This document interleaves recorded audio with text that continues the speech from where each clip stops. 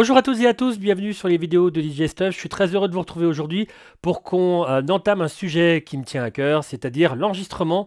Et aujourd'hui, ça va être l'enregistrement aussi mobile, on va voir ça tout de suite, avec le Hauler Recorder plus Streamer. Alors ce petit boîtier est un boîtier fait pour pouvoir enregistrer vos mix, à la fois sur une carte micro SD que vous pouvez insérer dessus. Alors, moi, ils me l'ont livré avec. Je ne peux pas vous garantir. Je vais vous raconter au niveau des câbles et tout ça. Mais en tout cas, au niveau de la carte, je ne sais pas si elle est dispo ou pas. Je n'ai pas vu sur leur site. Mais en tout cas, petite micro SD, c'est super facile à trouver. Des cartes performantes. Vous avez sur leur site des descriptifs de quelle capacité il faut avoir, quelle vitesse, etc. Enfin, comment la carte carbure. Donc, tout est expliqué sur leur site. Il n'y a aucun souci. Donc sur carte SD, c'est un boîtier qui est aussi sur batterie, donc vous le rechargez et vous pouvez partir n'importe où et vous pouvez enregistrer votre mix. Et c'est un boîtier qui va vous servir à la fois d'enregistrer sur cette fameuse carte SD, mais aussi c'est une carte son class compliant, donc vous pouvez le brancher sur votre ordinateur, sur votre smartphone, partout où vous voulez pour faire de l'enregistrement ou du live stream si vous voulez, ou du podcast ou autre, pour brancher votre matériel DJ ou autre directement en RCA, on regardera ça dans les connexions, et vous pouvez streamer, que ce soit sur l'appli, alors sur ordinateur ok, mais l'appli donc OBS par exemple, l'appli YouTube sur votre smartphone, c'est compatible Android, c'est compatible iOS, enfin iPhone, etc. Donc aucun souci. YouTube, Twitch, TikTok, Instagram, je ne parle pas de Facebook, parce que Facebook coupe pas mal les mix, et je crois que maintenant il n'accepte plus les cartes son comme ça pour les brancher, donc bon voilà, c'est un peu terminé pour Facebook pour les live streams. Mais en tout cas, voilà, c'est vraiment beaucoup d'utilisation autour de l'enregistrement du live stream. On va voir ça, on s'attarde déjà sur les connexions. Alors, pour les connexions, on a sur la partie gauche, hein, quand on le prend comme ça, le port USB pour le charger ou l'alimenter. Mais bon, en tout cas, il y a une batterie interne, donc aucun souci là-dessus. La paire de RCA en entrée. Le petit commutateur ici vous permettant de choisir si vous voulez enregistrer sur la carte SD en Wave, en MP3 ou faire du transfert ou du live stream. Sur le côté droit, vous avez le on-off. Vous avez une paire de RCA pour aller revenir sur une console ou autre, donc très intéressant. Et le port de carte SD. Et vous avez la documentation ici, le manuel directement à l'arrière avec le QR code. Alors on parle d'enregistrement, on parle live stream, on a parlé multiplateforme, donc on va voir dans cette vidéo à la fois l'enregistrement sur le périphérique, l'enregistrement sur ordinateur et l'enregistrement sur smartphone. C'est parti. Donc, j'allume mon petit boîtier. Dès que vous voyez la touche REC qui passe au rouge, c'est qu'il est prêt. Bien entendu, vous avez inséré votre RCA à gauche, RCA si vous voulez faire continuer l'audio sur vos enceintes ou autres, et la petite carte SD, bien entendu. Vous avez mis le bon réglage que vous souhaitiez sur le côté, que ce soit Wave, MP3 ou Livestream. Et ensuite, vous balancez la musique, et c'est parti.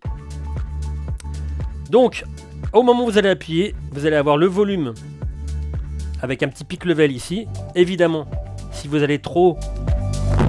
Vous voyez dans le rouge, ça va pas le faire. Donc c'est un système qui va vous permettre de voir si vous êtes trop saturé ou pas. Enfin si vous êtes saturé ou pas. Et voilà, l'enregistrement se fait, ça se passe bien, etc. Là ça enregistre directement sur la carte SD. Bon, j'ai favorisé Wave, mais vous pouvez très bien mettre MP3, il n'y a pas de souci. Une fois que votre enregistrement est fait, vous avez deux choix. Soit vous pouvez vous pouvez retirer la carte SD et le brancher sur l'ordinateur. Imaginons, vous n'avez pas de petit adaptateur.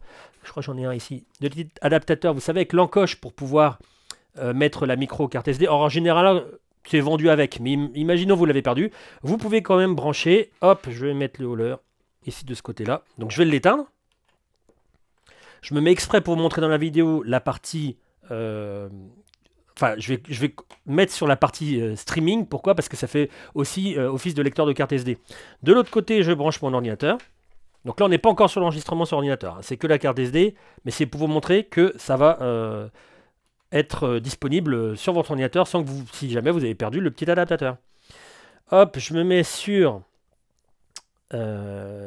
voilà. Dès qu'il va être prêt, il va s'afficher. Et il est dans les enregistrements. Bon, j'ai fait pas mal de tests, etc. Mais voilà, c'est mon enregistrement 7. Et je peux le réécouter si je le souhaite. Bon, là, évidemment, ça sera sur mon ordinateur. Mais voilà, vous pouvez donc vous pouvez très bien avoir tous vos enregistrements. Si vous avez perdu le petit adaptateur, ça, c'est sympa. Il faut bien évidemment penser à l'éjecter. Et ensuite, vous l'éteignez. Et vous repassez sur le mode qui vous convient. Alors justement, j'étais branché sur l'ordinateur. Donc, voyons voir ce que ça donne aussi... Là, ça va être de l'enregistrement, mais ça peut être très bien sur OBS pour du live stream ou autre. Donc, je reste sur live stream sur le côté. Je le rallume.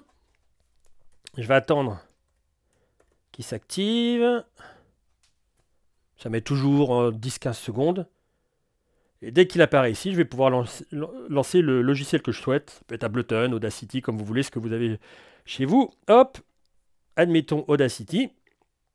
Je choisis bien, il est mis par défaut parce que j'avais fait des tests, un petit pause rec. Je vais balancer un peu de musique. Voilà, je vois bien mes vues maîtres. Imaginons c'est le volume qui me convient. Hop, je lance l'enregistrement. Tout simplement.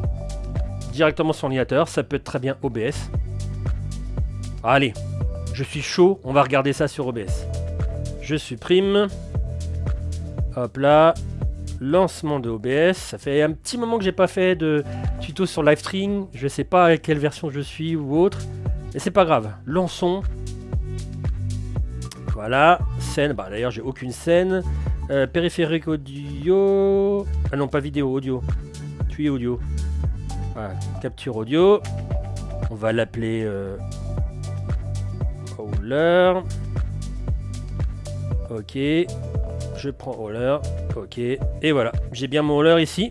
Si je fais une petite baisse, voilà, c'est bien le Howler qui est ici. Allez, je vais supprimer l'entrée. Hop. Et maintenant, on va voir la partie sur le téléphone. Donc, pensez bien à éjecter avant de l'éteindre. Hop là. Maintenant, je vais me mettre... On va un peu couper la musique. Sur une... Alors, ça ne sera pas une appli de live stream, mais c'est pas grave. Dites-vous que voilà, ça fera pareil. Imaginez, vous avez la vidéo et vous avez l'audio. Et là, je suis en train de parler. Vous voyez ici, je suis en train de parler. Et c'est les vues maîtres qui correspondent à ma parole. Donc maintenant, je vais mettre la petite carte son. Hop, je mets on. Donc, je continue à parler pour que vous voyez que ça va bien permuter. Au bout d'un moment, pouf, vous allez avoir un gros blanc. Et donc... Alors c'est toujours pareil, c'est 10-15 secondes le temps que ça démarre. Et au bout d'un moment, ça va couper complètement. Et voilà, ça y est, il l'a pris en compte. Je n'ai plus ma voix. Je peux balancer. Alors là, je suis bien dans le rouge. Donc je vais mettre un petit peu moins de volume en entrée. Ah non, j'avais oublié. C'est vrai que là, elle est bloquée au niveau de l'entrée. Donc faut mettre un petit peu moins sur le master. Donc je mets un petit peu moins sur le master. Voilà. Pour que je sois un petit peu en dessous de 0 dB. Très bien, ça fonctionne nickel. Au poil. Donc après, vous pouvez lancer votre live stream. Alors là, c'est capture d'enregistrement, mais ça fera exactement la même chose sur Twitch ou YouTube, n'importe, sur les applications correspondantes. Pour presque finir, parlons de qualité audio. Donc la partie MP3 est en 320, je me suis affiché ici, 320, vous voyez dans la petite capture, 320. Alors ça, c'est pas eux qui me donnent l'information, c'est avec ma petite app Media Info. J'ai cherché pour pouvoir voir comment les fichiers étaient faits. Bon, après, je suis allé vérifier, effectivement, c'est ça qui est indiqué sur leur site. Mais voilà, en 320 kbps par seconde, 48 kHz pour les MP3. Et pour les Waves, vous êtes en 48 kHz et à 24 bits pour l'enregistrement. Donc, enfin, voilà, c'est très très bien, c'est très convenable, il n'y a aucun souci. Et passons à Monsieur Chipote. Alors, Monsieur Chipote, qu'est-ce qu'il a à dire là-dessus? Moi, je trouve que déjà, c'est un matériel hyper versatile. Ça vous permet à la fois... je ne sais pas si l'option MP3 est vraiment très importante. Ça peut être sympa. En fait, ça peut être sympa si vous voulez le mettre directement sur Internet. Le truc, c'est que vous ne l'enregistrez pas en wave si vous voulez le garder en bonne qualité, votre mix.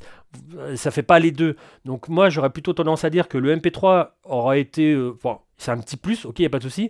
Moi, j'aurais mis tout en wave au niveau du paramètre. Le petit commutateur, j'aurais mis wave et livestream. Et puis, limite, on encode en MP3 son mix avant de le mettre sur Internet. Alors, c'est un petit côté pratique.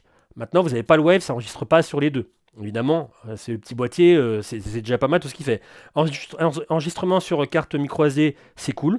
En plus, sur batterie, je ne vous l'ai pas dit, mais il y a à peu près une vingtaine d'heures. Et d'ailleurs, il vous met à un moment donné, quand ça clignote, j'ai vu sur la doc, quand ça commence à bien clignoter rouge ou je sais plus trop quoi, il ferme le fichier pour vous permettre d'avoir un fichier viable, etc. Donc ça, c'est super top. Et c'est bien qu'il y ait une sortie audio pour récupérer le signal pour repartir sur vos enceintes ou autres, ou sur, je sais pas, si vous êtes par exemple dans un bar et qu'il y a déjà une petite table, une console de mixage, vous mettez votre contrôleur ou autre, vous le mettez dessus et ça peut repartir sur la petite console, donc pour la diffusion pour les personnes. Donc ça, c'est pratique aussi. Super petit produit, pas trop cher, sur batterie, c'est franchement bien. une vingtaine d'heures, je crois que je vous ai dit. Donc c'est non, c'est top. Super petit produit le hauler. J'avais découvert ça sur un Instagram. Pas fin 2023, mais vers septembre-octobre. C'était sur un Kickstarter, tout ça. Donc le temps que tout se mette en place, ils avaient commencé à envoyer des unités courant décembre, janvier. Donc je me suis précipité dessus pour pouvoir avoir une unité. Et voilà la vidéo. Si vous avez des questions au sujet de ce produit, n'hésitez pas à les poser en dessous de la vidéo. J'espère que vous avez aimé celle-ci et je vous dis au prochain contenu. Ciao!